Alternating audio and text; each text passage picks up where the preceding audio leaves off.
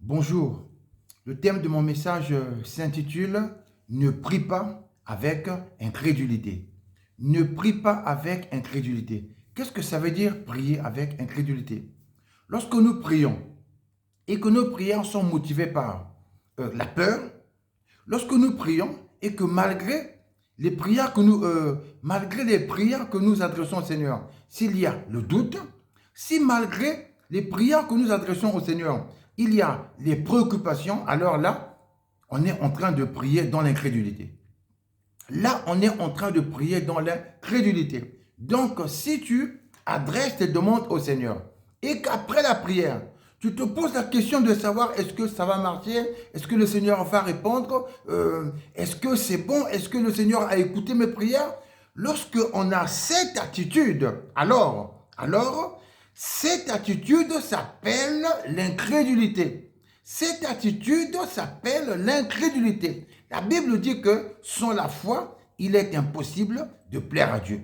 Sans la foi, il est impossible de plaire à Dieu. Donc, lorsque je me mets devant le Seigneur pour lui adresser mes prières, je dois savoir que le Seigneur est là, il m'écoute. Lorsque je prie le Seigneur, je dois savoir que lorsque je demande quelque chose qui est conforme à sa volonté, il faut que je sache qu'il m'écoute. La Bible dit ceci dans 1 Jean chapitre 5. 1 Jean chapitre 5, au verset 14, on dit « Nous avons auprès de lui cette assurance. » On dit « Nous avons auprès de lui cette assurance.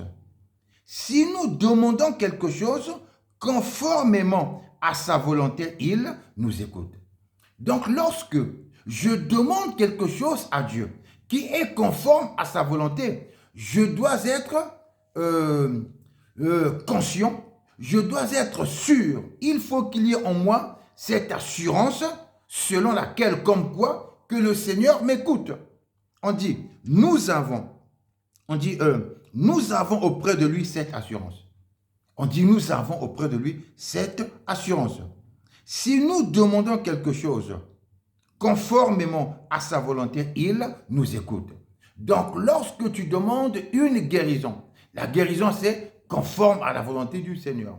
Lorsque tu demandes une délivrance, la délivrance est conforme à la volonté du Seigneur. Lorsque tu adresses à Dieu une demande qui est en accord avec sa volonté, il faut que tu saches qu'il t'écoute. Donc, ne permets pas au doute de s'installer, ne permets pas à la peur de s'installer, ne permets pas aux préoccupations de s'installer. Ne permets pas aux préoccupations de s'installer. Les préoccupations ne sont pas justifiées pour celui qui fait des prières au Seigneur en accord avec sa volonté. On dit, nous avons auprès de lui cette assurance. Si nous demandons quelque chose conformément à sa volonté, il nous écoute. Et si nous savons qu'il nous écoute, quelle que soit notre demande, nous savons que nous possédons ce que nous lui avons demandé. Donc, le doute, la peur, les préoccupations ne sont pas justifiées pour celui qui fait des prières en accord avec le Seigneur. Je répète, le doute, les préoccupations, la peur ne sont pas justifiées pour celui qui adresse des prières au Seigneur en accord avec sa volonté. La Bible dit, celui qui demande reçoit. Celui qui demande reçoit. Alors pourquoi te poses-tu la question de savoir si le Seigneur écoute tes prières? Si tu adresses au Seigneur des demandes qui sont en accord avec sa volonté, il ne faut plus te poser la question de savoir s'il t'écoute. Je répète, si tu adresses au Seigneur des prières qui sont en accord avec sa volonté, alors le doute et la préoccupation ne sont plus justifiés. Le doute n'est pas justifié. La préoccupation n'est pas justifiée. Nous avons auprès de lui, nous avons auprès de lui cette assurance. Le Dieu qui ne ment pas te dit que si tu lui demandes quelque chose qui est en accord avec sa volonté, sois sûr qu'il t'écoute. Et ensuite, au verset 15, il est dit, et si nous savons qu'il nous écoute, quelle que soit notre demande, nous savons que nous possédons ce que nous lui avons demandé. Alors, comment nous le possédons? Nous le possédons par la foi.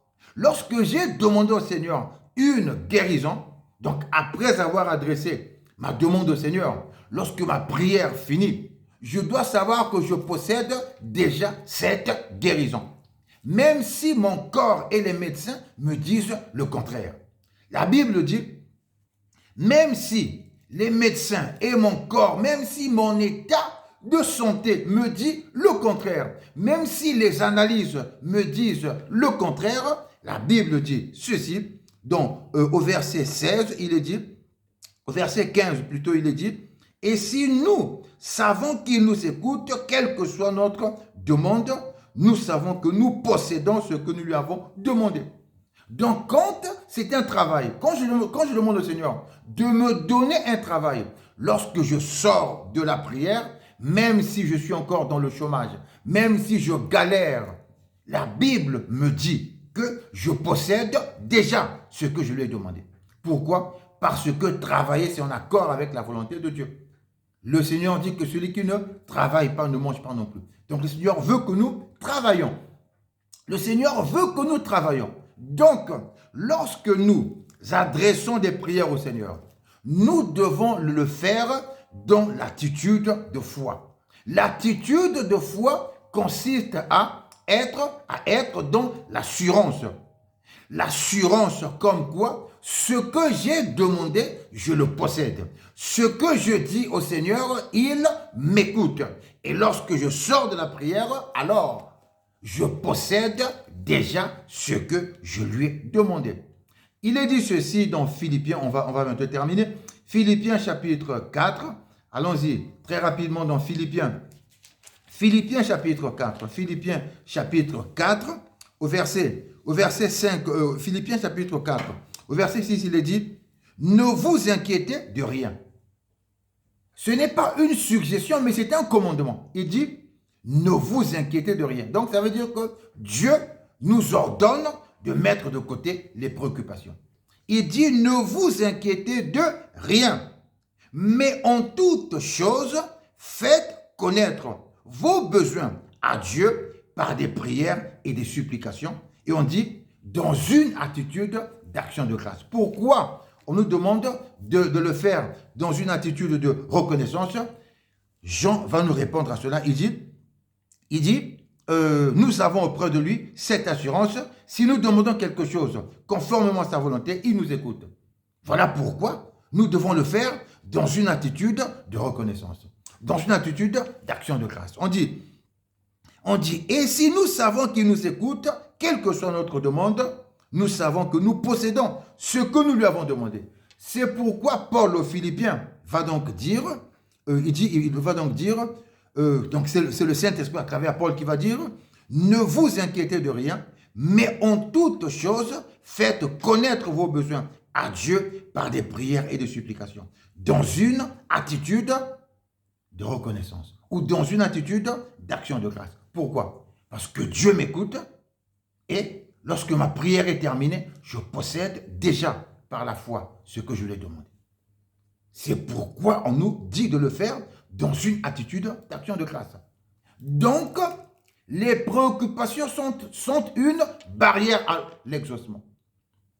Les préoccupations sont une barrière. Le doute est une barrière. Les inquiétudes sont une barrière. Lorsque on se débarrasse du doute, des inquiétudes, en permettant à l'assurance que la parole de Dieu produit en nous, de s'installer, alors, la Bible dit, au verset suivant, on dit, et la paix de Dieu, qui dépasse tout ce que l'on peut comprendre, gardera votre cœur et vos pensées en Jésus-Christ. Et la paix de Dieu, et la paix de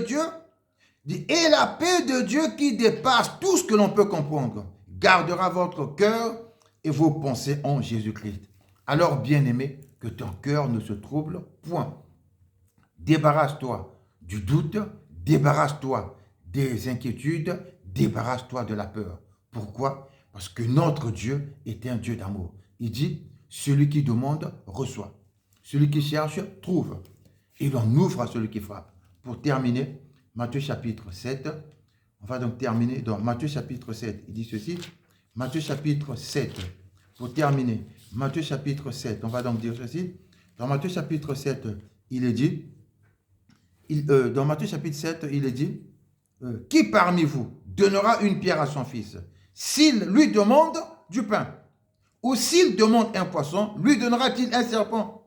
Si donc, mauvais comme vous l'êtes, vous savez donner de bonnes choses à vos enfants, votre Père céleste donnera d'autant plus volontiers de bonnes choses à ceux qui le lui demandent. Tu entends? Donc le Dieu d'amour te dit de ne pas t'inquiéter. Que Dieu te bénisse.